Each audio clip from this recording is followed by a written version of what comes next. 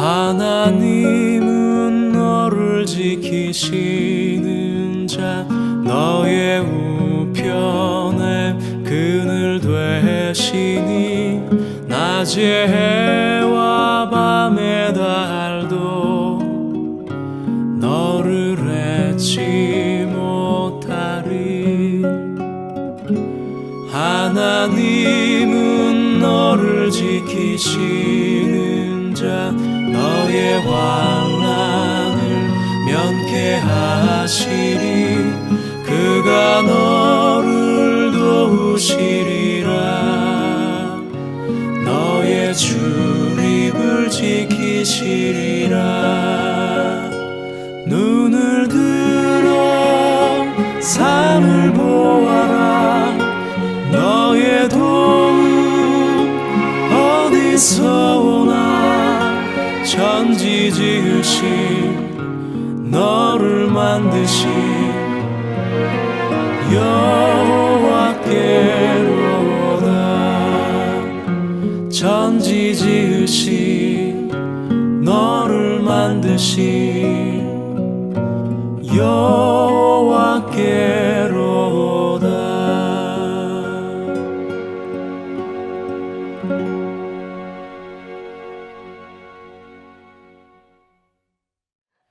예, 2018년도 2월 20일입니다.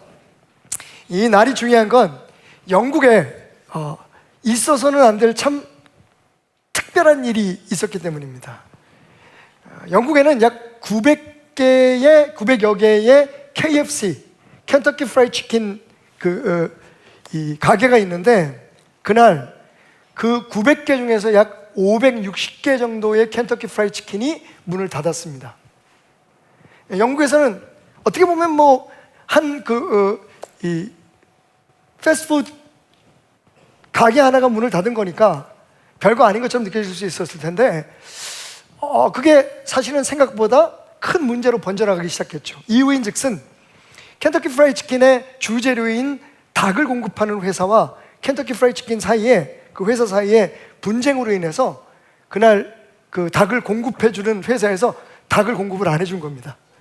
그러니까 튀길 닭이 없으니까 문을 닫을 수밖에 없잖아요. 그런데 그게 영국 사람들한테는 굉장히 심각한 문제로 받아들여졌던 것 같아요. 그렇지 않아도 미국에서 들어온 켄터키 프라이드 치킨에 대해서 별로 감정이 좋지 않았던 영국 사람들이 자신들을 무시한다고 생각을 한 겁니다. 아니면 그렇게 생각하려고 했든지.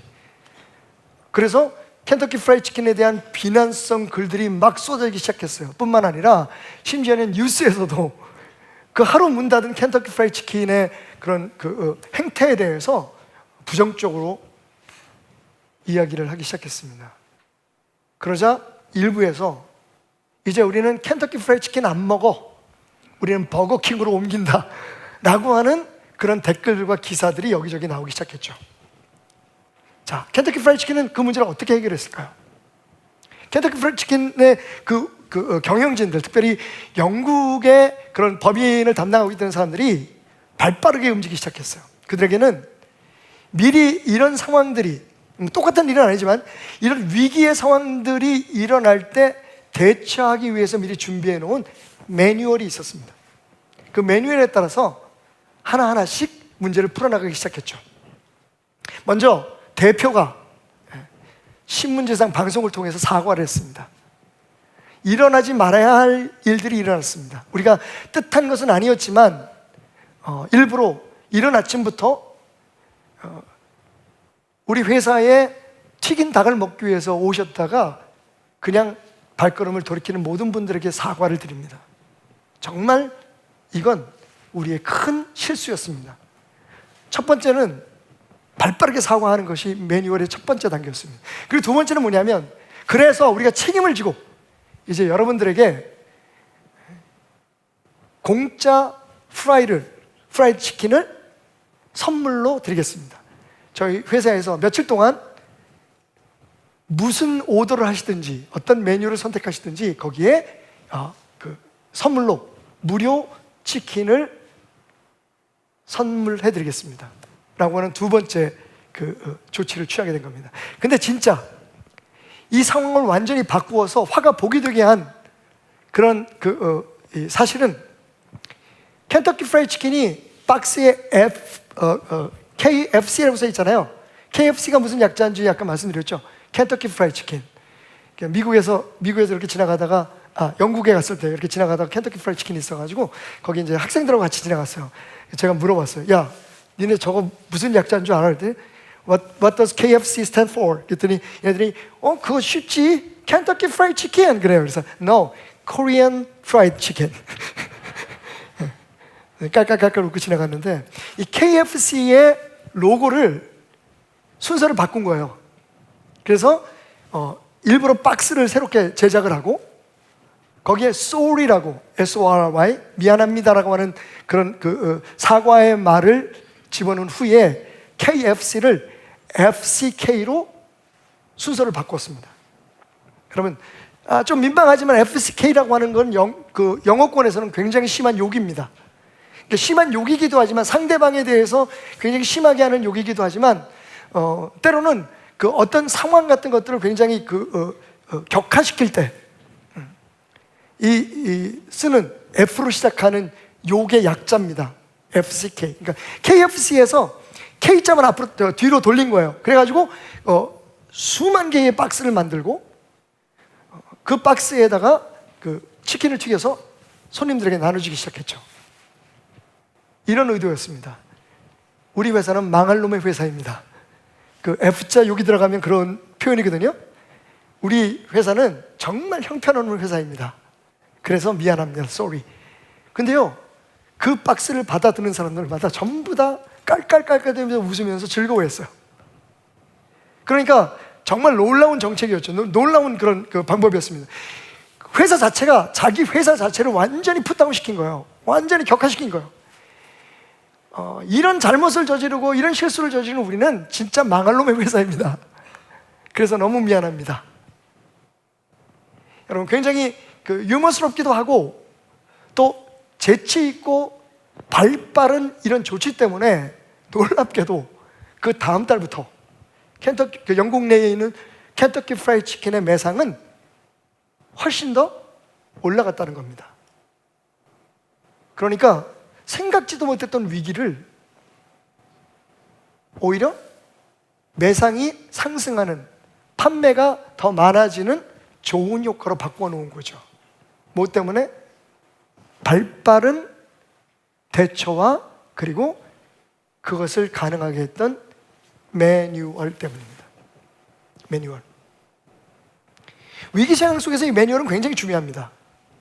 단순히 위기를 극복할 뿐만 아니라 그 위기를 오히려 더 좋은 기회로 만들 수 있는, 오랫동안 연구하고 오랫동안 준비되어 있는 매뉴얼은 위기를 당한 우리들에게 굉장히 치명적으로 도움이 되는 그런 요소인 거죠. 여러분, 종종 우리의 삶에도 위기가 다가옵니다. 그리고 놀라운 건요, 그 위기가 어떤 종류이든지 그 위기를 극복하고 오히려 그 위기를 통해서 하나님의 놀라운 축복을 우리의 삶에 담을 수 있는 기회로 만드는 매뉴얼이 우리에겐 주어져 있다는 겁니다. 바로 위기 극복 매뉴얼 3927입니다. 생소한데? 맞습니다, 여러분. 구약 39권, 신약 27권. 그냥 성경 그러면 너무 뻔하다고 생각할까봐 제가 위기 극복 매뉴얼 3927이라고 주제를 잡아봤습니다. 오늘부터 우리의 삶의 위기 극복 매뉴얼, 축복의 열쇠를 담고 있는 이 책을 통해서 우리의 삶에 일어날 수 있는 여러 가지 풍파와 풍랑들, 자연재해 같은 위기들을 어떻게 극복하고 그리고 그것을 오히려 축복의 기회로 삼을 것인가, 우리 자녀들에게, 자손들에게 대대로 이어지는 하나님의 축복의 통로를 여는 기회로 삼을 것인가 하는 것에 대해서 여러분과 4주 동안 나누도록 하겠습니다. 오늘은 그 첫 번째 시간, 주제, 함께 나눌 말씀의 주제를 영상으로 확인해 보도록 하겠습니다. 중국 윈난성 누장주 두룬강입니다. 강변에 위태롭게 서 있는 한 3층 건물을 주민들이 불안한 눈빛으로 바라봅니다.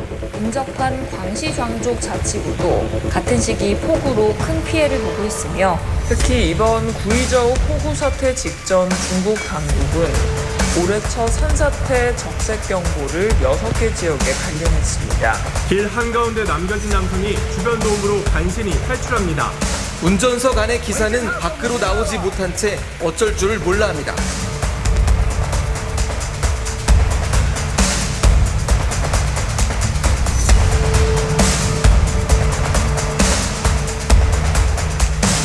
폭우는 무려 900곳 넘는 마을에 핥히었고 도시 전체가 잠기면서 비가 그친 뒤에도 피해가 이어졌습니다.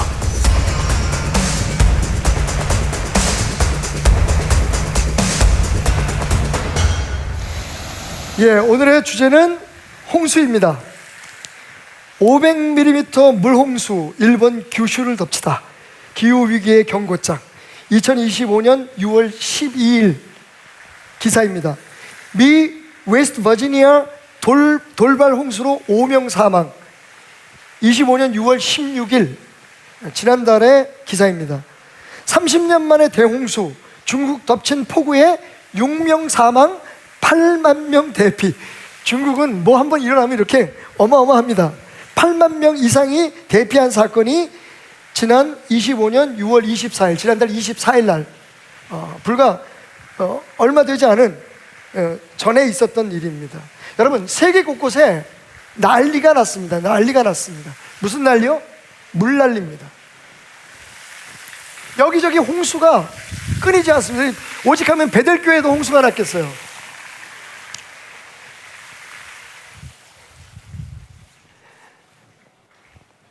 여러분, 홍수는 천재일까요? 아니면 인재일까요? 너무 뻔한 질문을 하니까 여러분들은 이미 알고 계세요. 머리가 좋아가지고. 너무 머리들이 좋으세요. 맞습니다, 여러분. 사실 홍수는 그동안 천재로 우리에게 여겨졌어요. 보시다시피 한 번에 1년치 내릴 비가 다 쏟아집니다. 한 지역에. 그것도 집중적으로. 5,000mm래요. 5,000mm. 어마어마하네. 그냥 정말 말 그대로 하늘에서 물통을 거꾸로 쏟아붓는 것과 같은 효과죠. 중국은 어떻습니까, 여러분? 지금 중국은 베이징, 그다음에 수촨성, 저장성까지 지금요 여러 성에 바로 오늘 아침까지 계속 비가 내려가지고 홍수로 말미암아 많은 사람들이 죽고 영상 하나를 보니까 정말 기가 막히더라고요. 공사 중에 있던 건물이 그 건물채로 그냥 홍수에 휩쓸려 내려가는 건물, 그 모습을 보면서 와, 정말 무섭다. 근데 여러분, 이 홍수가 지금 세계 곳곳에서, 한 곳에뿐만 아니라 여기저기서 일어나는 겁니다. 근데 참 희한하죠. 여러분 기사를 보셨지만 대한민국은 빠져 있어요. 누가 또 아멘해. 맞아요, 여러분. 그래서 제가 검색을 해봤습니다. 규슈에 5,000mm의 비가 오고, 중국의 여러분 베이징을 중심으로, 북경을 중심으로 지금 주변에 있는 도시들이 난리가 났어요. 그 유명한 산샤댐이 수위가 이제 10m만 더 올라가면 더 이상 물을 다 담아놓을 수 없을 만큼의 수위가 올라가서 소위 우리가 말하는 홍수 수위라고 얘기하잖아요. 10m밖에 안 남았대요. 그 엄청난 양의 물을 가두는 무지무지 큰 댐에 이제 10m만 물이 더 차면, 비가 더 오면, 혹은 상류에서 비가 더 물이 유입이 되면 그 댐을 넘어서 그 밑에 있는 모든 도시와 어마어마한 범위의 그런 지역이 다 침수가 되는 겁니다. 그러니까 다 대피해는 거예요, 지금. 일촉즉발입니다. 오늘 내일 비가 멈추지 않으면 무슨 일이 벌어질지 모를 만큼 지금 어려운 위기에 처했는데, 사실 이 홍수는요 갑자기 물이 불어나기 때문에 일어나는 거잖아요. 하늘에서 비가 오니까. 이거 사람이 어떻게 하겠어라고 생각하겠지만, 여러분, 중국에 왜 그렇게 오래 들어서 특별히 작년도 그렇고 올해 들어서 왜 그렇게 홍수가 나느냐라는 것을 분석한 한 세계 연구기관의 발표에 의하면요, 이게 이 홍수가 원래는 천재이지만 이제는 인재가 되었다라고 하는 결과가 나온 겁니다. 첫 번째는 예전에 없던 집중호우가 쏟아지는데 그 이유가 뭐예요? 엘니뇨, 라니냐 같은 기상 이상현상이 일어났기 때문입니다. 기후 이상현상 때문이에요. 근데 여러분, 기후 이상현상이 왜 일어납니까? 생각해보면 이건 사람들의 안일함과 욕심 때문에 일어나는 거죠. 이기심 때문에 일어나는 거잖아요. 물론 옛날에도 비가 많이 왔겠죠. 옛날에도 하늘에서 엄청난 양의 비가 집중적으로 올 때가 있었을 겁니다. 그런데 뭐가 달라는지 아세요? 지금은요, 서울을 비롯한 모든 대부분의 대도시들이 전부 다 콘크리트와 아스팔트로 깔려 있어요. 물이 스며들지 못합니다. 그러니까 하늘에서 갑자기 비가 예전에 상상할 수 없을 만큼 쏟아지는 이유도 인간의 문제인데, 그 내리는 비를 흡수하지 못하도록 땅을 전부 다 막아버린 것도 인간의 행위 때문에 오는 거라는 겁니다. 거기다 여러분, 중국 자체의 분석에 의하면 그동안에 중국은 내리는 비나 그게 과다하게 내릴지라도 그것을 막을 수 있는, 소위 말하는 치수할 수 있는 능력이 충분했다는 거죠. 여러분, 중국의 우왕 같은 사람은 치수를 잘못해서 왕위에서 쫓겨났어요. 물을 잘 다루는 사람이 권력을 가졌던 게 중국의 역사였습니다. 여러분 잘 아시잖아요, 그죠? 그래서 중국 곳곳에 가면 큰 저수지, 그리고 지금 이제 댐들, 이런 것들이 굉장히 잘 돼 있었다는 거죠. 근데 문제가 뭡니까? 생각해보면 지금 중국 공산당이 모든 것을 다 통제할 수 있는 것 같지만, 여러분, 통제의 손길이 구석구석까지 미치지 못해서 사람들이 조금의 땅을 더 얻기 위해서, 조금의 농토를 더 얻고, 그리고 빌딩을 짓고 공장을 짓는 터를 만들기 위해서 그 넉넉했던 저수지를 메꾸고 댐들을 메꿔 가기 시작했다는 거죠. 여기저기서. 근데 그게 굉장히 작아 보이는데, 한 사람의 행위니까, 한 도시의 행위니까, 그 도시의 지도자가 자기가 조금 이익도 얻고, 그리고 사실은 또 거기 백성들에게 조금의 더 혜택을 주기 위해서, 야, 우리 이 저수지 막자, 이렇게 해서 하나하나씩 막기 시작한 그 샘들과 저수지와 댐들이 중국 전역으로 생각해보면 어마어마했다는 거죠. 그러니까 비가 오면 그 비를 가둬놓을 수 있는 곳이 이제는 더 이상 없는 겁니다. 인재입니다, 여러분. 쏟아지는 비는 어떻게 할 수는 없지만 그 비를 어떻게 처리하고 다스리려는 것은 우리 인간에게 있잖아요. 근데 이제는 쏟아지는 비도 인간의 잘못 때문에 더 많이 감당할 수 없을 정도로 쏟아지게 만들었으니 그 또한 깊이 생각해보면 인재가 맞습니다. 여러분, 우리의 삶에 홍수같이 갑자기 밀려오는 고난과 환난들이 있죠. 숨막히게 밀려와서 어떻게 손을 쓸 수도 없고, 너무 강력해서 눈 깜빡할 사이에 우리가 침몰해버리는, 우리의 가정이, 우리의 자녀들이, 그리고 우리의 신앙이, 우리의 삶이 무너져버리는 그런 홍수와 같은 환난들이 우리 곁에 다가옵니다. 혹시 여러분 그런 옛말 아세요? 물이 불보다 무섭다. 들어보셨나요? 물이 불보다 왜 무서울까요? 어떤 분은 그렇게 해석을 해놨더라고요. 불은 꼭 숟가락, 젓가락은 남긴대요. 그러니까 불이 나도 타더라도 거기서 뭔가 건질 게 하나둘씩 뭔가를 남겨놓고 간다는 거죠. 근데 물은 다 쓸어버린다는 거예요. 그래서 물이 불보다 무섭다. 근데 원래 뜻은 그게 아닙니다. 물이 왜 무서운지 아세요? 불은요, 사람들이 불이 나면 무서워서 다가가지 않습니다. 그래서 이미 그 불이 가시적으로 내가 피할 수 있는 거리에서 불을 만나게 되면 사람은 피하게 돼 있잖아요. 근데 여러분, 물은 그게 어렵다는 거죠. 물은 눈에 보이지 않게 불어나고 너무 급속도로 덮쳐오기 때문에 그 그래서 여러분, 산에 캠핑 갔다가 대피하지 못해서 죽은 사람들은 갑자기 물이 불어나는 사건들을 통해서 사람들이 피해를 입는 게, 물에 대해서는 사람들이 눈에 보이는 만큼의 안정감을 가지고 괜찮아 하다가 당한다는 거예요. 재밌는 건 미국의 애리조나 주에서 아주 재밌는 법 하나를 발의했습니다. 실제적으로 그 법이 있어요. 그 법이 뭐냐면, 도로에서 물에 빠진 차를 구조하면 200불의 벌금을 냅니다. 도로상에서 물에 침수된 차를, 그리고 거기에 침수된 사람의 생명을 구해주잖아요. 그럼 그 사람은 도로법을 어긴 것으로 200불의 벌금을 내야 된다는 거예요. 그러니까 물이 범람하는 도로에 운전하는 것은 불법이라는 얘기죠. 그 법 이름이 뭔지 아세요? 우리나라도 이렇게 법을 만들면 거기에 그 법을 만들게 된 원인을 따져서 이름을 붙이잖아요. 뭐 무슨 법 뭐 이렇게. 그 법 이름이요, 진짜 애리조나에 있는 법입니다, 여러분. 예, Foolish Driver Law예요.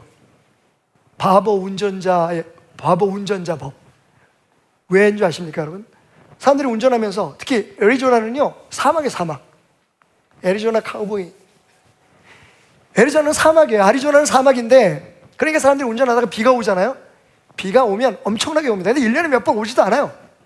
캘리포니아처럼 애리조나 같은 사막은 비가 그렇게 많이 오지 않습니다. 매일 오거나 뭐 이렇게 몬순처럼 이렇게 오는 게 아니라 진짜 1년에 한두 번 오면 어마어마하게 오는 거예요. 근데 사람들이 어떤 생각을 하냐면, 생각해보세요. 그 넓디 넓은 사막에 비가 오면 얼마나 오겠어요? 그러니까 도로에 운전을 하면서도 에이, 비가 많이 와봤자 다 스며들겠지 하고 가다 보면 정말 갑자기, 왜냐하면 사막이다 보니까 1년에 비가 몇 번 안 오다 보니까 배수시설이 거의 안 돼 있는 거예요. 캘리포니아도 마찬가지입니다. 비가 조금 오잖아요, 완전히 도로가 난리가 납니다. 배수시설이 필요가 없는 거죠, 평소에. 그래서 사실 생각해보면 그 몇 번의 위기를 위해서 배수시설을 잘 만들어 놓는 게 맞습니다. 근데 인간은 그렇지 않아요. 거기 뭐 돈을 쓰느냐는 거예요. 몇 명 죽고 말지 뭐. 차 몇 대 망가지고 말지. 근데 그게 생각보다 심각해서 애리조나는요, 한번 비가 오기 시작하면 꼭 몇 사람이 죽는데요. 운전하다가 도로에서 익사를 하는 거예요. 갑자기 물이 차서. 그래서 오직하면 법을 다 만들었겠어요? Foolish driver law. 이 바보 운전자들아, 제발 비가 오기 시작하면 운전하지 마. 언제 물이 찰지 몰라 라는 것을 경고하는 그런 법이었겠죠. 여러분, 우리의 삶이 그렇습니다. 홍수 같은 환란이 왜 무서운지 아세요? 우리가 언제 덮칠지 모르기 때문에 그래요. 오늘 이 설교를 듣고 있는 시간에도 아마 이 홍수 같은 환란을 겪고 있는 분들이 계실 거예요. 그렇다면 오늘 말씀에 귀를 기울이십시오.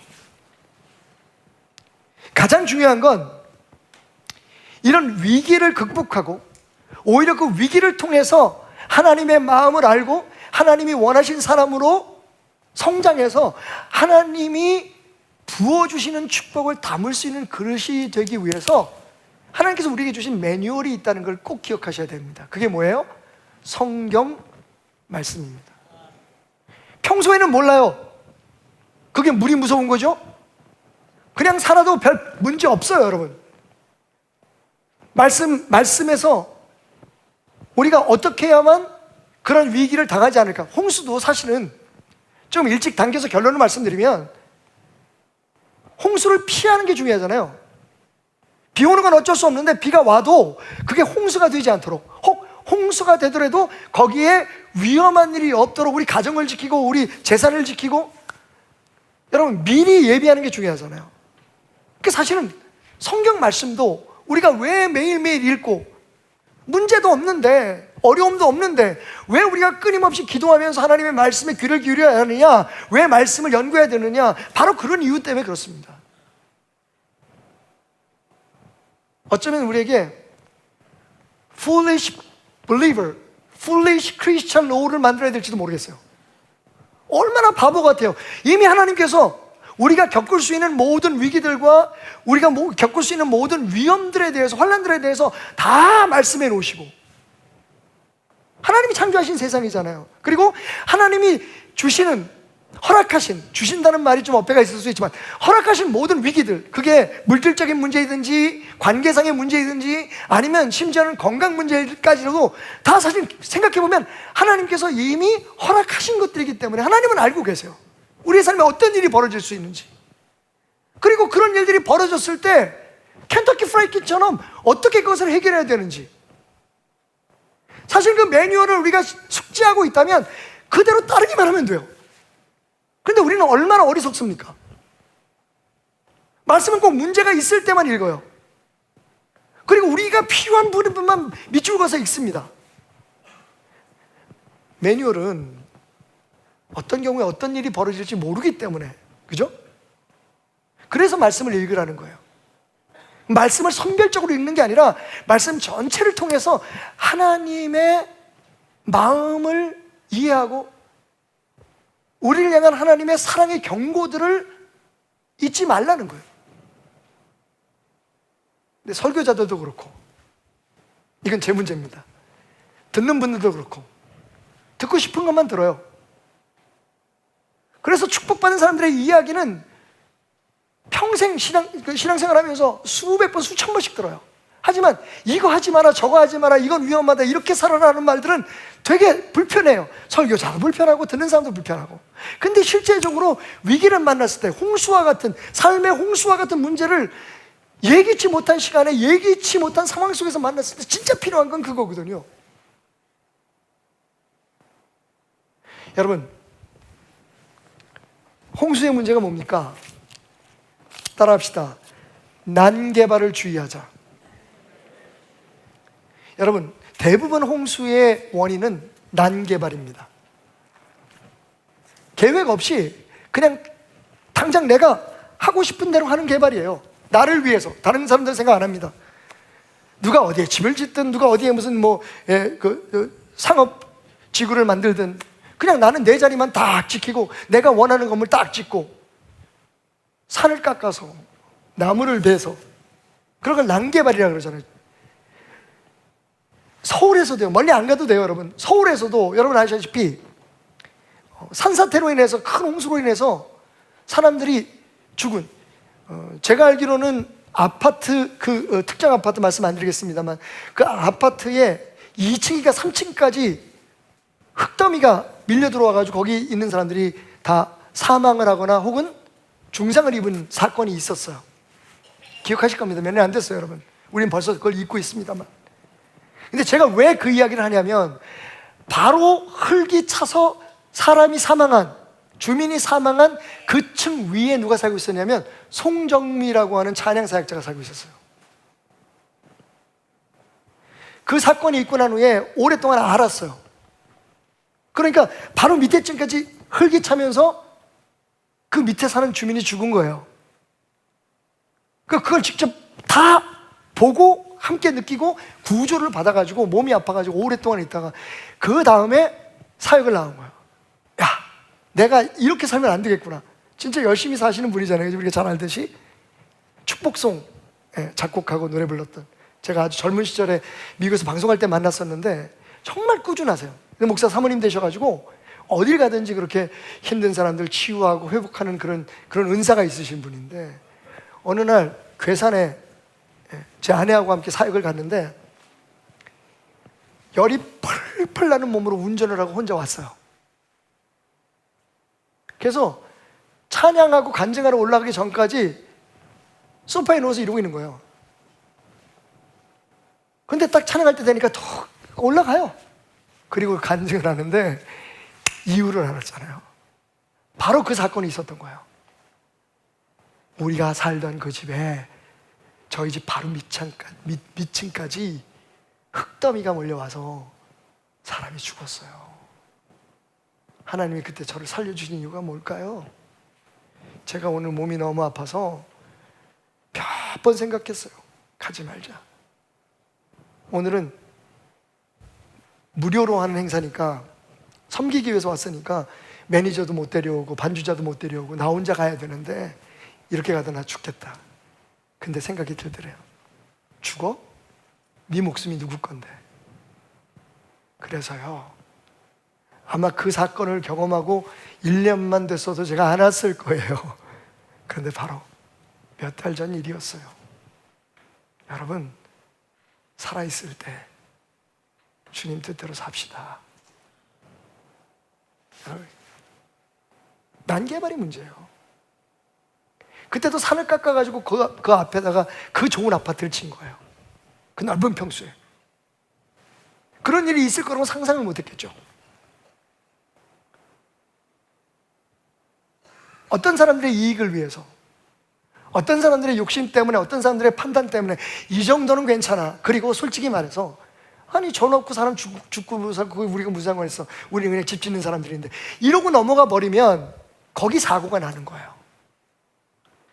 우리 삶도 마찬가지. 여러분, 인생의 난개발이라고 하면 어떻게 해석할 수 있을까요? 어떻게 설명할 수 있을까요? 하나님이 우리를 이 땅에 보내시고 하나님의 자녀 삼으셔서 우리에게 맡기신 사명과 우리가 살아가야 될 삶의 길에서 벗어난 삶을 난개발이라고 말할 수 있는 거죠. 내 뜻대로 살아가고 내 뜻대로 도전하고 내 뜻대로 내 삶을 만들어가는 거. 그리고 문제가 터지면 그때 가서 하나님 나 도와주세요. 그러니까 위기를 극복하고 위기를 예방하는 매뉴얼로 하나님의 말씀이 우리에게 주어졌는데 그게 아니라 완전히 문제가 생기면 그것을 해결하는 그런 책으로만 받아들이고 있어요. 그러니까 평소에 문제가 없을 때는 하나님 말씀에 대해서 그렇게 진지하지 않아요. 우리가 문제가 생겨야 기도하고 문제가 생겨야 말씀이 막 살아서 들리는 것 같고. 여러분, 우리는 얼마나 우리 마음대로 난개발을 우리 인생을, 우리 자녀들, 우리의 미래, 지금 우리가 살아가는 사람들을 얼마나 우리 뜻대로 난개발하며 살아갑니까? 하나님 앞에 묻지 않고 설계자이시고 지금도 주관자이신 그분에게 묻지 않고 그냥 우리의 계획대로 우리의 뜻대로 이게 옳아, 이렇게 하면 잘 될 거야 라고 살아가지 않습니까? 혹시? 데살로니가전서 5장 3절에서 6절 말씀은 우리에게 이렇게 경고합니다. 그들이 평안하다 안전하다 할 그때에 임신한 여자에게 해산의 고통이 이름과 같이 멸망이 갑자기 그들에게 이르리니 결코 피하지 못하리라. 그들은 누구입니까? 하나님을 인정하지 않는 사람들을 얘기해요. 아, 다행이다, 우리 얘기는 아니네, 맞습니다. 그렇게 얘기한 사도 바울은 이어서 이렇게 얘기해요. 형제들아, 아, 우리 얘기다. 지금부터 형제들아, 너희는 어둠에 있지 아니하며 그날이 도둑같이 너희에게 임하지 못하리니 그러므로 우리는 다른 이들과 같이 자지 말고 오직 깨어 정신을 차릴지어다. 너희들에게는 그런 일이 일어나지 않을 거야. 얼마나 행복한 소리입니까? 얼마나 복음입니까? 근데 중요한 건 뭡니까? 그냥 그런 어려움이 우리에게 임하지 않는다는 게 아닙니다. 깨어 있어야 된다는 거예요. 어둠이 아니라 밝음 속에서 살아가야 된다는 겁니다. 다시 말하면 쉽게 말씀드릴게요. 하나님의 사람이 하나님의 사람으로 살아갈 때 하나님의 사람이 아닌 사람들에게 임하는 그런 멸망과 고난이 가까이 하지 못하겠다는 얘기는 아닐까요? 그냥 교회 다니고 예수 믿고 구원받았다는 이유 때문에 우리의 삶에 환난이 없을 거다, 그리고 그것을 마땅히 우리가 쉽게 이겨낼 수 있을 것이라고 생각하는 것은 어쩌면 하나님의 마음을 제대로 이해하지 못하는 자세일지도 모릅니다.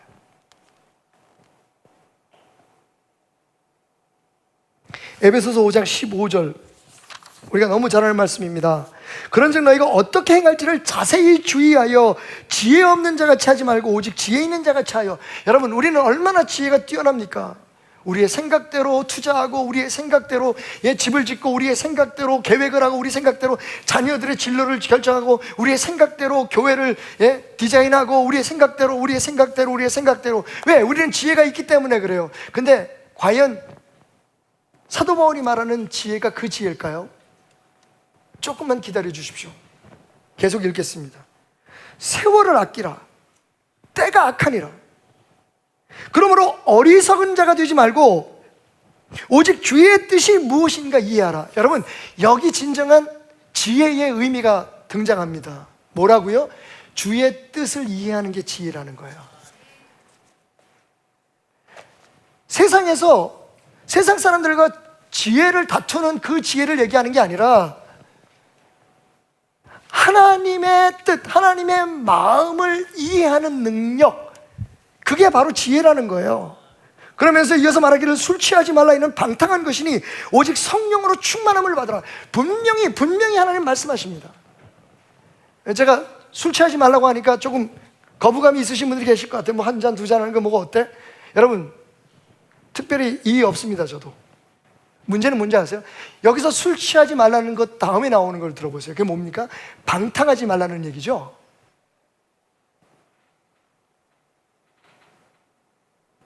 성령의 인도하심을 받고 하나님의 뜻대로 살아가기 위해서 맑은 정신을 갖는 것을 방해할 만한 일을 하지 말라는 얘기입니다.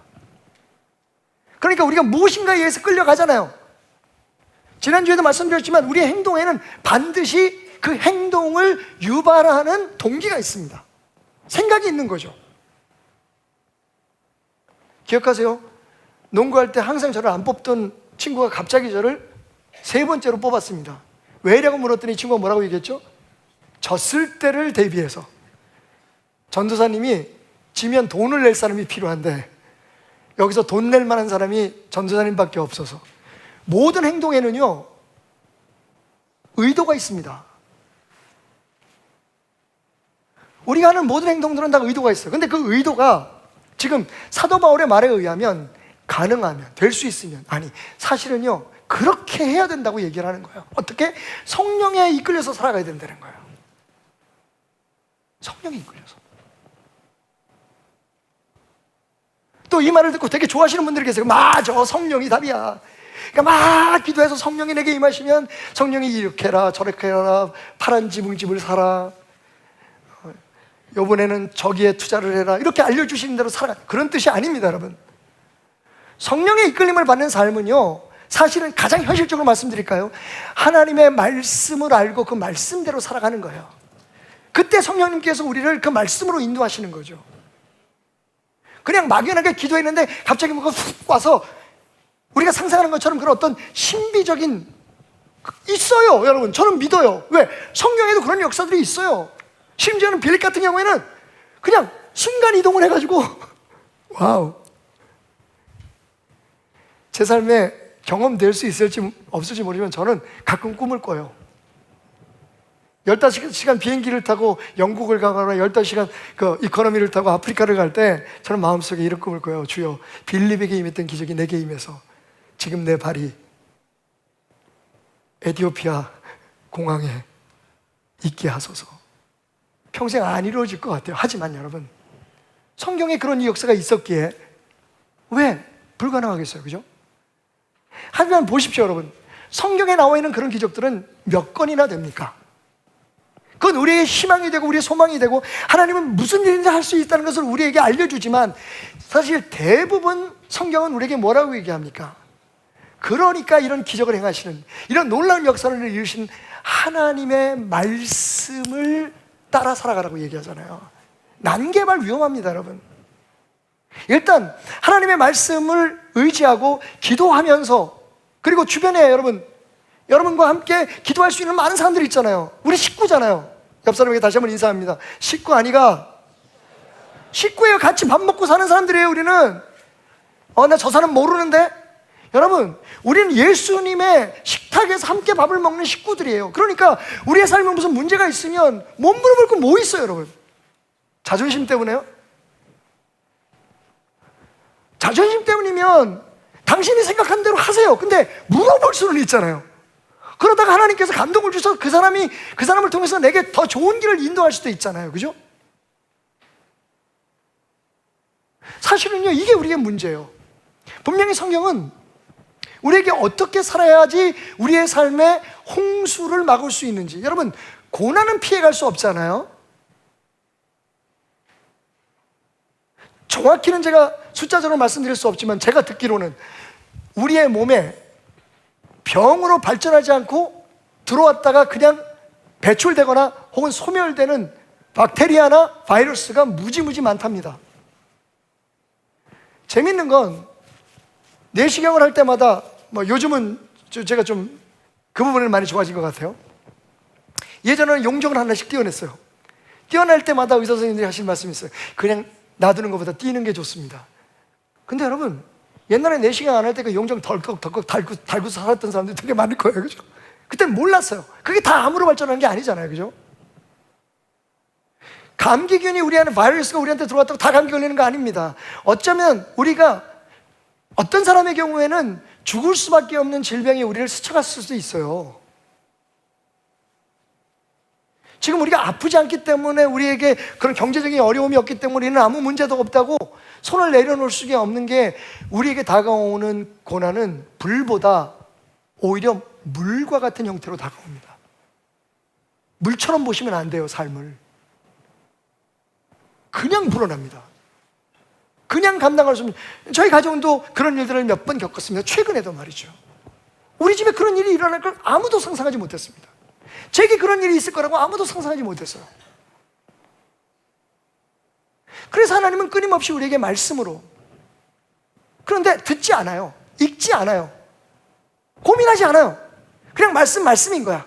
이건 우리가 살아가는데 보다 더 잘 살고, 보다 더 멋지게 살고, 보다 더 축복된 삶을 살게 하기 위한 하나님의 축복의 조언이지, 아닙니다, 여러분. 그게 삶의 매뉴얼입니다.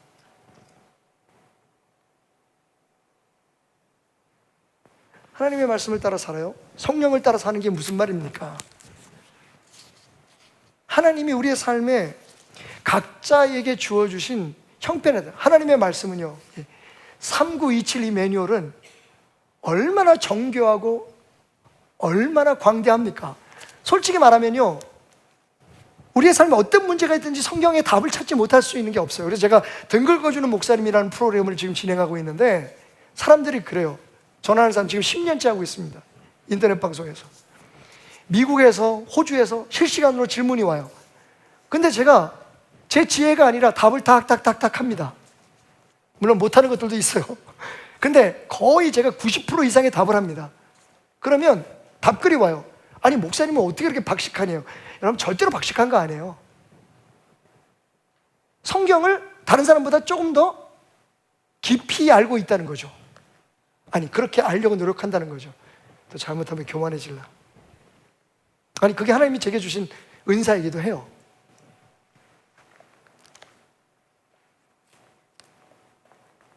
사실은 켄터키 프라이드 치킨처럼 정말 신속하게 빨리 바르게 딱 해결을 하면 오히려 그 고난과 역경이 하나님 앞에 영광이 되고, 그것을 통해서 온 가족이 하나님을 믿는 이 경우가 만들어지고, 그리고 그것을 통해서 그런 아픔을 당하는 다른 사람들을 도와줄 수 있는 새로운 사명을 갖게 되는 은혜의 장으로 우리가 업그레이드 될 수 있는데, 많은 사람들이 그냥 그 환난 하나에 쩔쩔매다가 인생을 끝내요. 난개발을 조심합시다. 지금은 모르지만 내 뜻대로 살고 내 마음대로 살고 내가 그냥 하고 싶은 대로 사는 것은 결국에 가서 여러분, 우리의 삶에 큰 홍수를 가져오는 원인이 될 수 있습니다. 자, 그러면 말씀드린 대로 이 홍수를 어떻게 우리가 극복할 수 있을까요? 사실은 그 홍수가 왔을 때 거기서 벗어나는 것 하나님이 도와주십니다. 하지만 매번 그렇게 아이고 살려주세요, 아이고 살려주세요, 하나님께서 우리에게 주신 축복된 삶은 그게 전부가 아니잖아요. 그죠? 그래서 사실은 홍수를 우리가 극복하고 이겨내고, 홍수를 피하고, 또 홍수가 올지라도 그 홍수를 어떻게 축복으로 바꿀 수 있는 그 길을 알아야 되잖아요.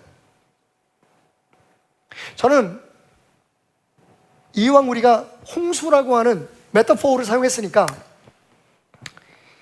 그 홍수가 왔을 때 혹은 비가 오지 않을 때에도 농사를 짓는 그 메타포를 통해서 여러분들에게 설명을 드리려고 해요. 여러분, 관계시설이라고 들어보셨죠? 예. irrigation, cultivating이라고 얘기하죠. 관계, 다시 말하면 물길을 여는 겁니다. 물길을 만드는 거죠. 그래서 물이 부족할 때는 물을 대주고, 물이 넘쳐날 때는 그 물길을 막아서 더 이상 물이 유입되지 않도록, 그래서 그 곡식들이나 혹은 여러 나무들이 잘 자랄 수 있도록 만들어주는 것을 우리가 관계시설이라고 합니다. 그런 농업 방법을 관계농업이라고 그러죠. 보통 우리가 메소포타미아 지역에서 제일 먼저 그 흔적을 찾아볼 수 있다. 수메르인들이 제일 먼저 시작했다고 해요.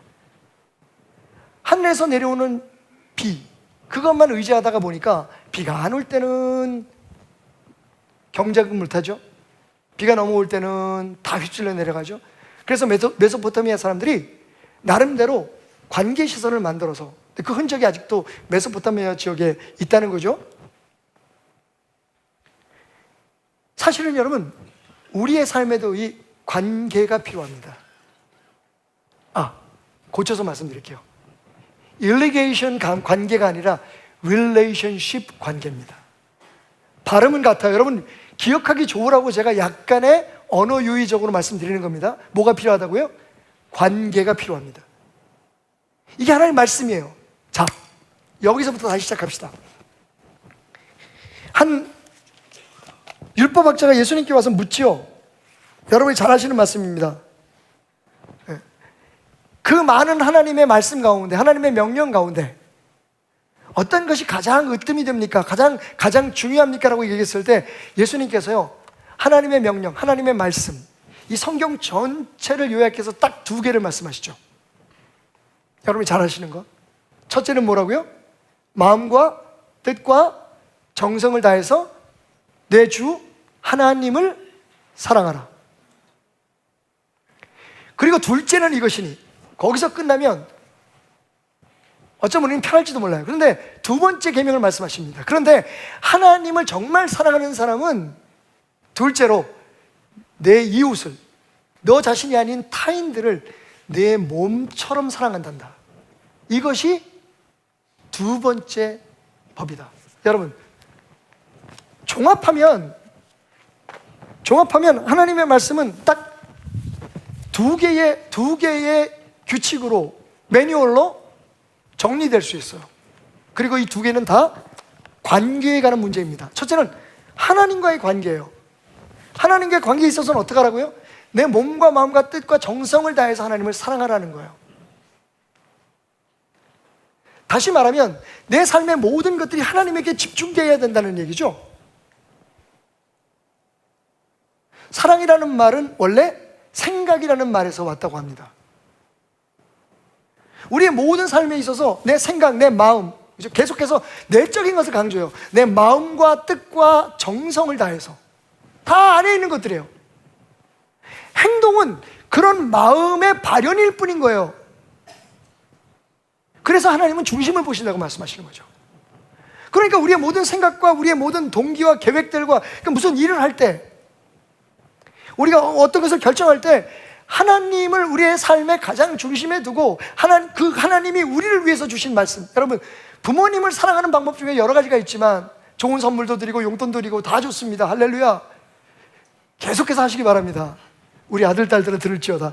근데 사실은 그것보다 더 부모님을 기쁘게 하는 일이 있다는 거 아세요? 그건 부모님의 마음에 따라 형제들이 우애하는 거예요. 부모님에게 직접적으로 무엇을 드리지 않아도, 무엇을 안 해도 부모님의 마음을 알아서 형제들끼리 서로 사랑하고 살면 부모님은 행복합니다. 그보다 더 좋은 효도가 없는 거죠.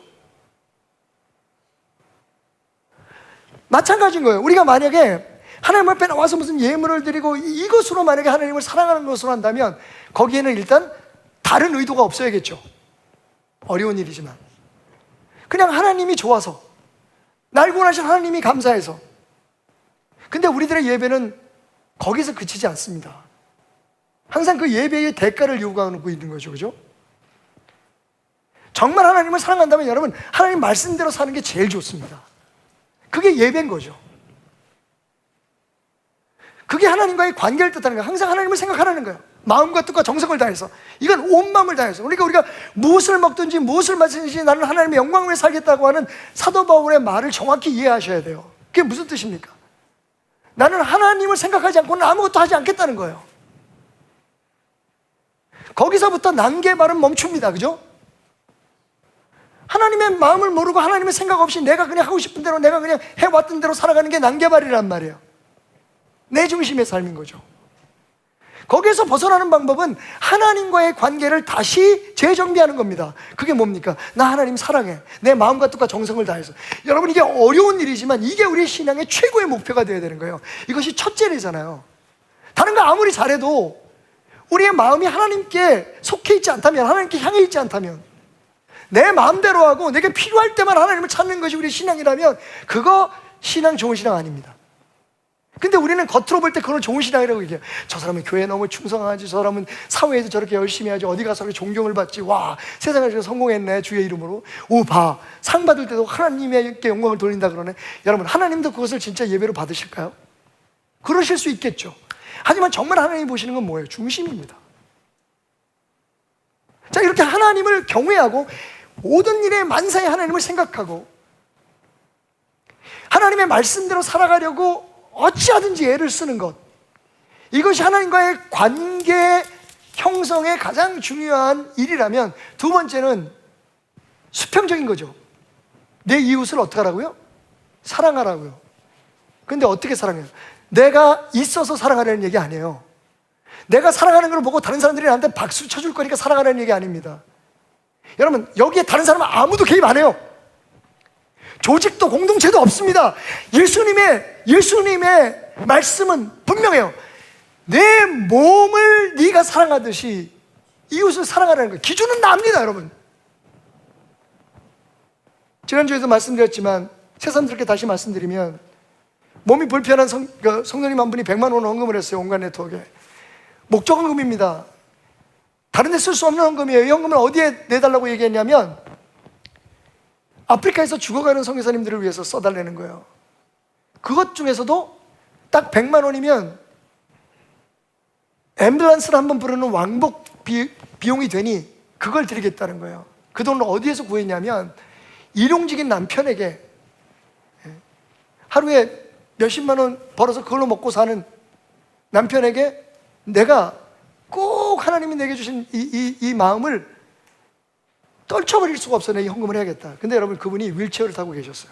우리가 갔을 때. 이분의 간증은 분명했습니다. 우리 교회는 아니에요. 뭐라고 얘기하셨냐면, 제가 아파 보니까, 제가 5년째 아파서 교회를 못 나갑니다. 지난주에 처음으로 5년 만에 교회를 나갔습니다. 근데 하나님이 이 감동을 주셨다는 거예요. 내가 아파 보니 전화만 안 통하면 앰뷸런스가 오더라는 거예요. 60~70만 원만 주면 사설 앰뷸런스도 와서 우리를 데려가 준다는 거예요. 언제든지 전화하면 밤이나 낮이나 새벽이나 온다는 거예요. 달려온다는 거예요. 서로 경쟁해서 온다는 거예요. 그게 대한민국이라는 거죠. 그런데 목사님이 다녀왔다는 그 우간다에 갔더니 선교사님들이 앰뷸런스를 못 불러서, 앰뷸런스를 부를 돈이 없어서 죽어간다 하니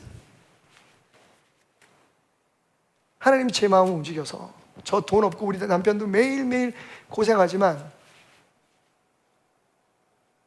내가 거기에서 앰뷸런스 부를 수 있는 그 100만 원이 있어서 한 사람 살릴 수 있으면 제가 그걸 헌금하겠습니다라고 결심했습니다. 여러분, 그게 내 몸을 아끼듯이 남을 사랑하는 거예요.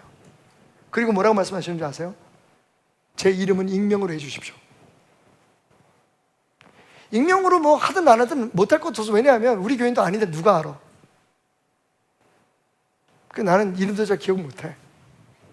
그분의 그 선하고 아름다운 모습만 자꾸만 저는 자랑하고 싶은 거예요. 2번, 3번 얘기하는 이유가 그거예요. 돈이 있어서 카메라 앞에서 기부금 통에 이거 떨어지는데 한 10분 걸리나 봐. 찍어야 되니까. 귀한 일이죠. 돈 있다고 다 하는 거 아니잖아요. 그죠? 그런데 정말 하나님이 원하시는 이웃과의 관계는 뭐냐면요, 내가 느끼라는 거예요. 그걸 우리가 긍휼이라고 얘기하죠. 컴패션. 이웃과의 관계에 있어서 컴패션이 기초가 되는 관계를 형성을 해야 된다는 겁니다. 제가 말씀을 준비하면서 신약 단어 수업이라는 책 한 권을 쭉 탐독을 했습니다. 성경에 나오는 여러 가지 단어들에 대한 해석을 우리에게 아주 명쾌하게 들려주는 책이었는데요. 지으신 분 이름이 니제이 굽타라는 분이에요. 니제이 굽타라고 하는 이분은 뭐 어디 그 약간 인도 쪽이나 이쪽 분이신 것 같은데 크리스천 학자예요. 이분이 우리가 여러 가지 어려움 속에서 하나님의 은혜를 누리며 살아가는 비결에 대해서, 그 방법에 대해서 딱 한 글자를 이야기하더라고요. 그게 뭔지 아십니까? 오늘 말씀에 있어요. 제가 읽어볼게요. 이르시되 내가 창조한 사람을 내가 지면에서 쓸어버리되, 노아 홍수에 대한 얘기죠. 하나님께서 이 세상의 모든 것을 다 쓸어버리고 새나 짐승이나 사람 다 쓸어버리겠다고 계획을 하십니다. 그리고 이렇게 말씀하시죠. 그러나 노아는 여호와께 은혜를 입었더라. 다 쓸어버리는데 이 홍수에서 딱 한 사람만 살릴 거야. 그리고 그 사람의 믿음을 보고 그 가족들 7 식구들을 살릴 거다. 노아가 왜 살았을까요? 여러분 아세요? 아프리카에 황금 뭘 했습니까? 교회를 몇 개 졌습니까? 여러분 노아는 장로도 아니에요. 목사도 아닙니다. 선교사도 더욱더 아니에요. 성경에 보면 노아는 그냥 살고 애 낳고 죽었어요. 근데 딱 한 글자예요, 여러분. 이 한 글자가 중요해요. 그게 뭐냐면 노아는 여호와께 은혜를 입었더라. 다른 말로 말하면 홍수에서 살아났는데 노아의 족본이라 노아는 의인이요. 뭐라고요? 이 의라는 단어입니다. 의.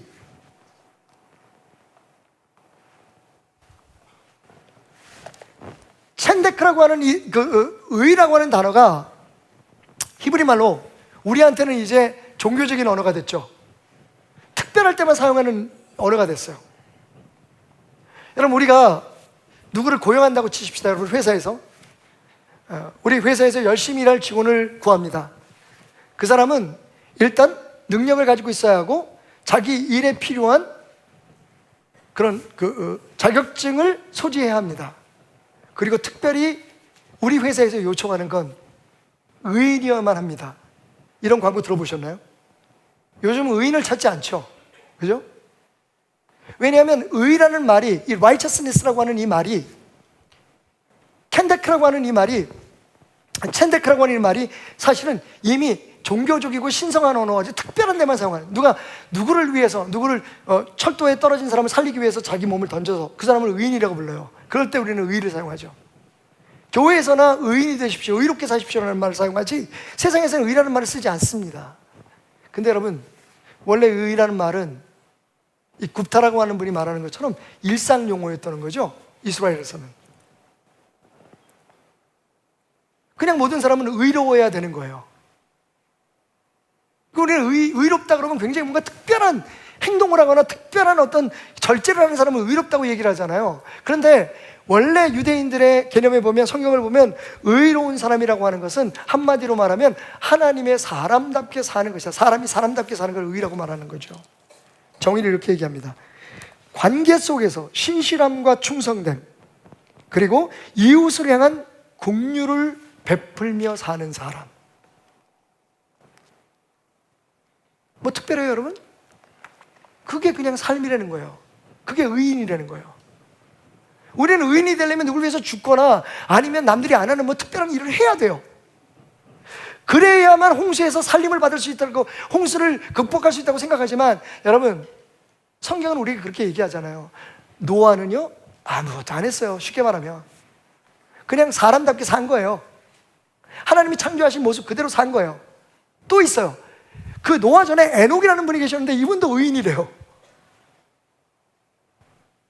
고난에서 그 고난을 이겨내고 갑절의 축복을 받은 욥이라는 사람도 당대의 의인이래요. 도대체 의인이 뭔가요? 그럼 우리가 의인이 돼야 되잖아요. 그래야 홍수를 이겨내잖아요. 여러분 의인은 다른 게 아니에요. 말씀드린 것처럼 하나님과의 관계, 그리고 이웃들과의 관계를 성실하고 긍휼함의 기준에서 갖는 거예요. 이게 진짜 하나님의 사람의 모습이고, 그런 모습을 가진 사람들을 하나님은 홍수를 이겨내게 하시고 홍수를 통해서 하나님의 놀라운 축복들을 쓸어오게 하십니다. 나일은 홍수의 선물이라고 얘기하잖아요. 이집트는 나일강의 홍수의 선물이다라고 얘기해요. 왜? 이집트가 번성한 이유는 나일강이 매해 범람하면서 그 끌고 내려왔던 윤택한 토양 때문이었죠.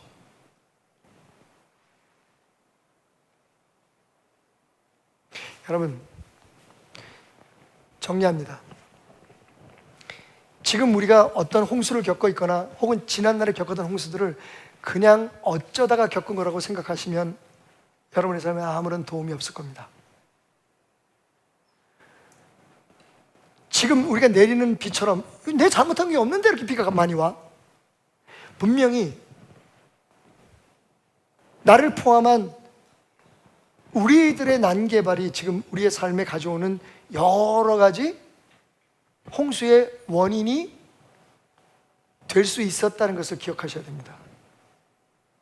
그리고 이것을 극복하는 방법은 그 홍수라는 위기를 비롯한 모든 위기들을 극복하기 위해서 하나님께서 우리에게 주신 위기 극복 매뉴얼을 따르는 거예요. 3927, 3927, 구약 39권, 신약 27권. 이건 읽어도 되는 책이 아닙니다, 여러분.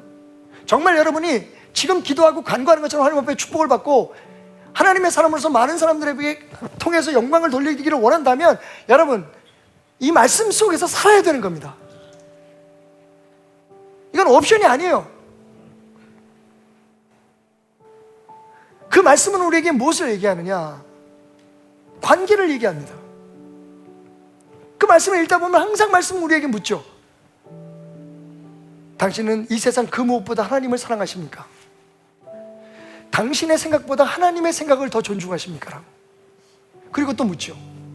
당신은 지금 당신만을 위해서 살아갑니까? 아니면 주변 사람들을 당신이 겪는 똑같은 감정과 당신이 겪는 똑같은 아픔의 기준에서 바라보며 살아가십니까? 그렇게 살아간다면 당신은 하나님의 축복된 사람이 될 것입니다. 신학가에 심은 나무가 사철을 쫓아서 열매를 맺는 이유가 뭔지 아십니까? 가뭄 때에도 마르지 않는 이유가 뭔지 아세요? 홍수가 와도 열매를 맺고 가뭄 때에도 열매를 맺을 수 있는 이유가 뭔지 아십니까? 저는 주의 말씀을 주야로 묵상하는 자로다.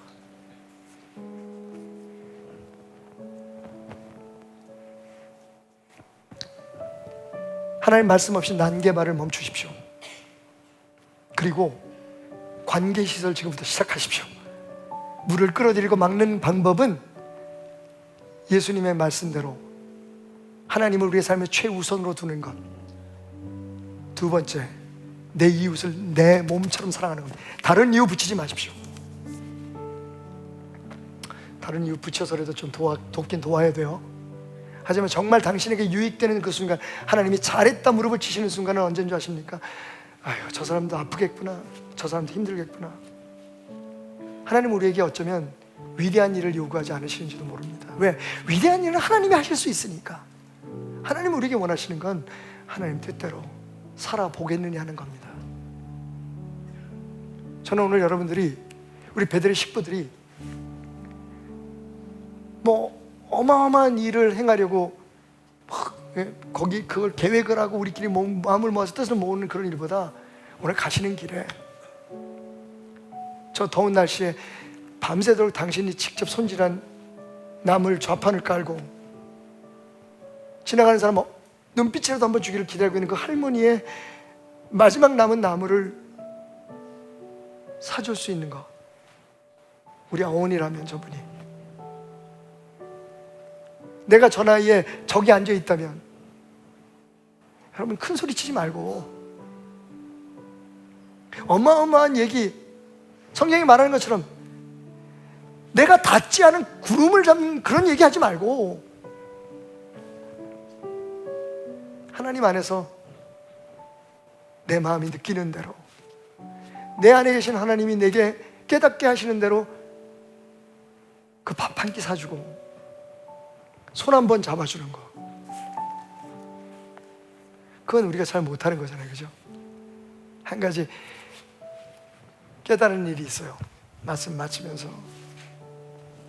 그건 우리에게 고통을 가져오는 모든 환난의 원인이라는 건 다 우리에게 꼭 필요한 것들이라는 거예요. 돈, 우리에게 홍수와 같은 아픔을 주지만 없으면 못 살아요. 사람, 항상 사람 때문에 힘들고 어렵지만 사람 없이 어떻게 우리가 삽니까? 교회? 마음에 안 들고 참 생각이 많지만, 그런데 교회가 우리의 믿음을 바로 잡아주잖아요. 하나님 말씀대로 그것들을 다루고 관계를 맺는 것, 그것들과의 관계를 맺는 것, 세상과의 관계를 맺고 하나님 관계를 맺는 것, 그 안에서 살아갈 때 우리는 홍수를 이겨낼 수 있습니다. 그러면 목사님 다 좋고요, 이미 나는 그 홍수 속에서 허덕이고 있는데 어떻게 하면 좋을까요? 여러분들 계시죠? 알았고요, 근데 앞으로 그렇게 살게요. 나 지금부터 하나님 말씀도 보고 기도도 하고, 그러니까 내 이 질병 좀, 내 자녀들 좀 어떻게 해주실 수 없어요? 이 경제적으로 어려운 거, 이 홍수에서 나를 건져주시는 방법은 없을까요? 라고 묻는 분들이 계신다면, 여러분 오늘 마지막으로 이 말씀을 여러분들에게 읽어드리면서 여러분과 함께 기도를 시작해 볼까 합니다. 오늘 본문 말씀이죠. 여호와께서 홍수 때에 좌정하셨으며 여호와께서 영원하도록 왕으로 좌정하시도다. 여호와께서 자기 백성에게 힘을 주시며 여호와께서 자기 백성에게 평강의 복을 주시도다. 우리 눈에는 지금 홍수밖에 안 보이죠? 여러분 조금만 고개를 들어보세요. 여러분 조금만 여러분의 눈을 지켜들어 보세요. 성경은 분명히 말합니다. 그 홍수 위에 누가 계신지, 그 홍수 위에 누가 편안히 앉아서 지금 우리를 향해서 오고 계신지, 그 밀려오는 홍수, 그 큰 물을 손에 삼아서 능력의 날개를 펴고 파도를 타듯 우리가 겪고 있는 이 고난 위로 걸어오시는 분이 누구이신지, 그리고 왜 그렇게 하시는지 여러분 11절은 분명히 얘기하잖아요. 뭐라고 말합니까? 그들에게 힘을 더하시고 평강을 주시기, 평강의 복을 주시기 위해서다. 여러분 지금 홍수 속에 파묻혀 계십니까? 견디기 어려운 어려움을 겪고 계십니까? 저처럼 헤어나오려고 몸부림치고 있습니까? 거의 다 하는 게 나왔는데 마지막 힘이 부족하십니까? 고개를 들어 보십시오. 그 물 위에 당신을 향해 손을 뻗으신 하나님이 계십니다. 내 손 잡아라. 내가 너에게 힘을 주고 내가 너의 삶에 평강의 복을 주기 위하여 여기 있노라. 다 같이 눈을 감고 우리 이거 한번 상상해 봅시다. 우리의 삶에 폭풍처럼 밀려오는 파도가 있습니다. 그 위로 걸어오시는 이가 있습니다.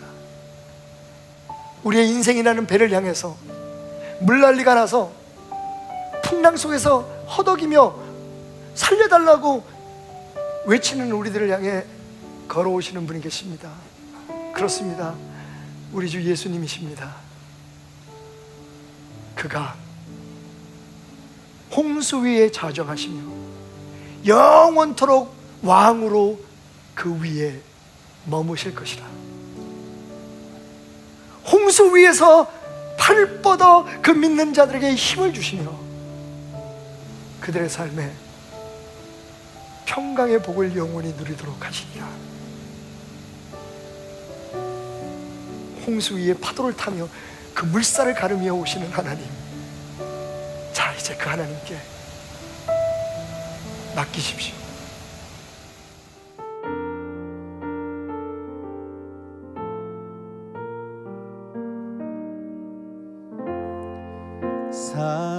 사랑하는 나의 아버지, 이름 높여드립니다.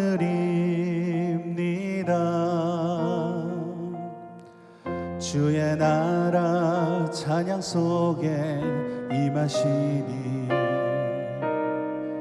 능력에 주께 찬송하네.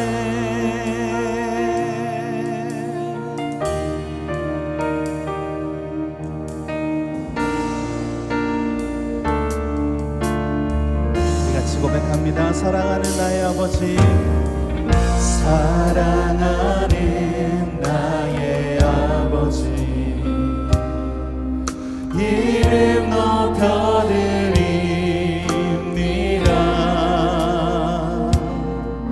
주의 나라 찬양 속에 임하시니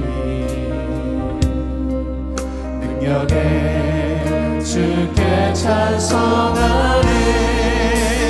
전능하신 하나님 찬양 언제나 동일하신 주. 전능하신 하나님 찬양 영원히 다스리네.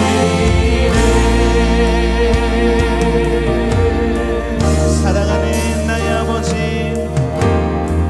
사랑하는 나의 아버지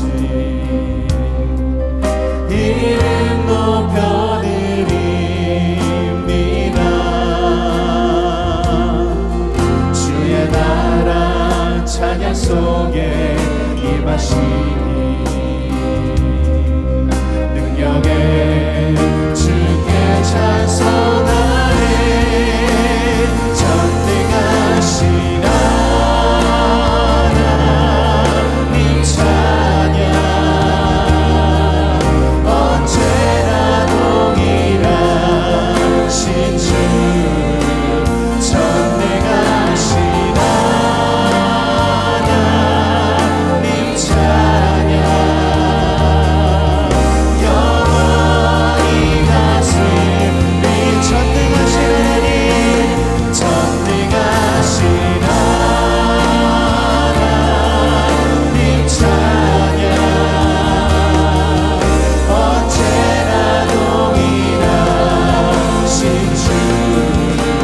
전능하신 하나님 찬양 영원히 다스리네. 나 주의 이름 높이니 나 주의 이름 높이니 나 주의 이름 높이니 하늘 높이니 올린 기타처럼 주의 이름 높이. 전능하신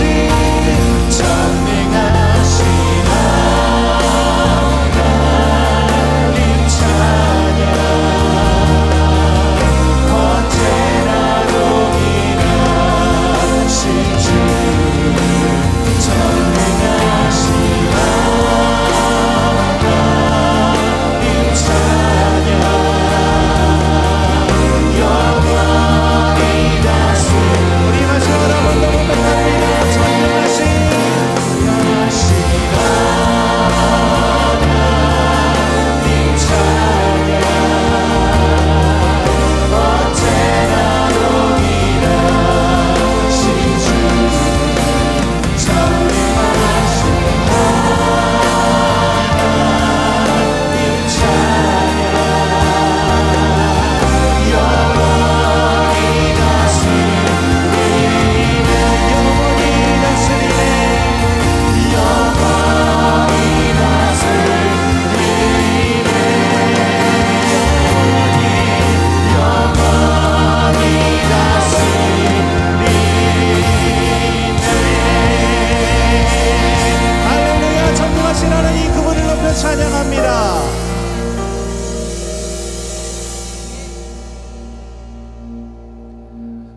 전능하신 하나님 그분의 이름을 높여 찬양합니다. 영원히 다스리실 그분의 이름을 찬양합니다.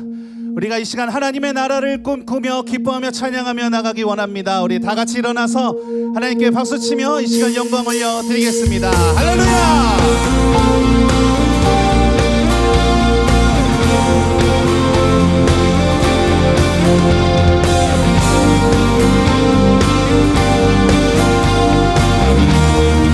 주가 통치하시고 주가 통치하시고 향한 찬양이 멈추지 않는 고통과 아픔이 없는 하나님 나라 먼저 그의 나라와 그의 의를 구할 때 모든 것 더하리라 말씀하신 주 세상 염려 내려놓고 주께 경배해 만왕의 왕 되신 예수여 내 안에 임하소서 주의 나라 내게 임할 때 나 외쳐 선포해 하나님의 나라 내 안에 이루소서 주가 다스리시니 그 나라 주의 나라 임할 때 모든 두려움 사라져 내 안에 주의 나라 세우시네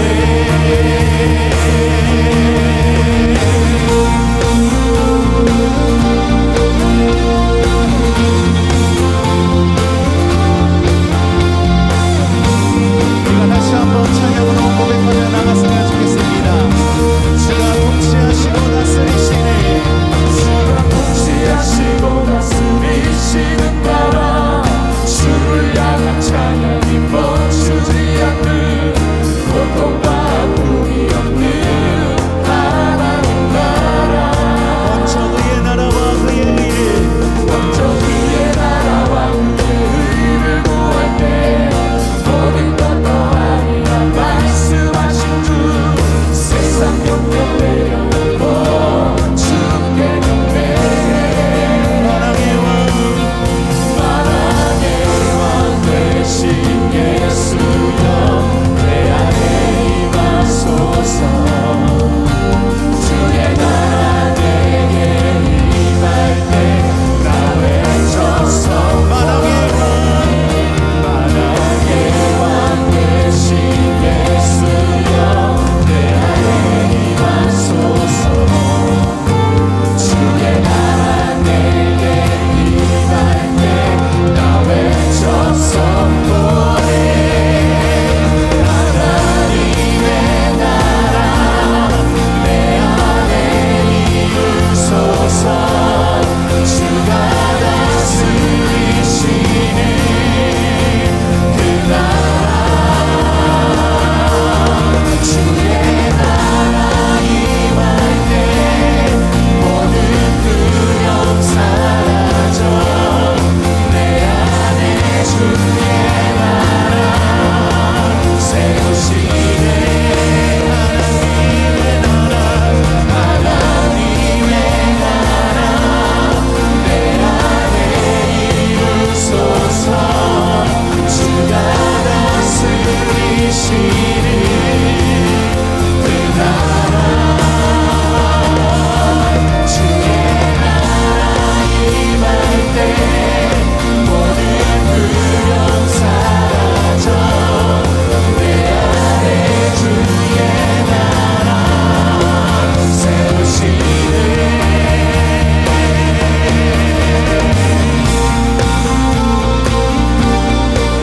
우리가 계속해서 박수치며 주님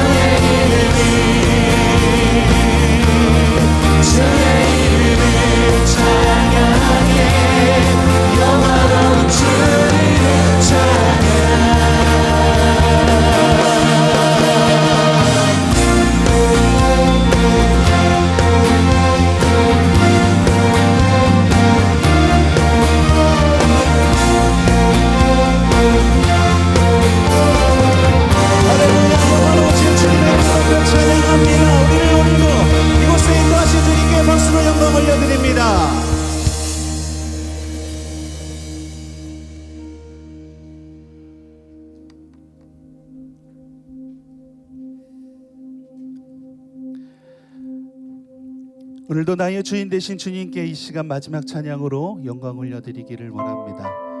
우리 같이 고백함으로 이 시간 주님의 이름을 더욱더 존귀하게 올려드리는 귀한 시간 되었으면 좋겠습니다.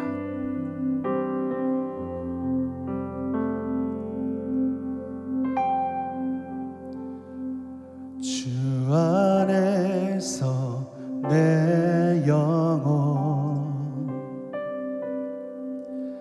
다시 태어나 이전 것은 지나고 새롭게 됐네. 죄로 물든 내 모습 예수와 함께 죽고 부활 생명 내 안에 새로운 삶이 열렸네.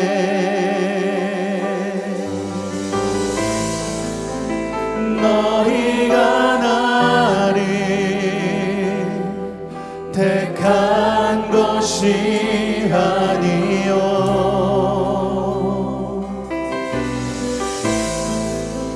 내가 너희를 택하여 세웠나니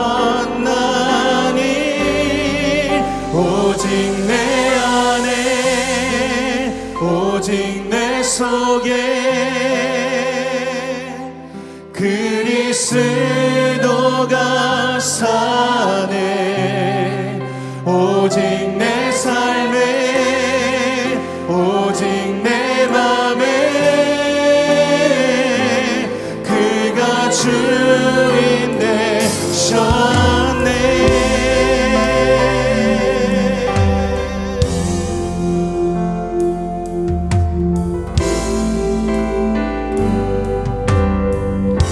죄로 물든 내 모습 죄로 물든 내 모습 예수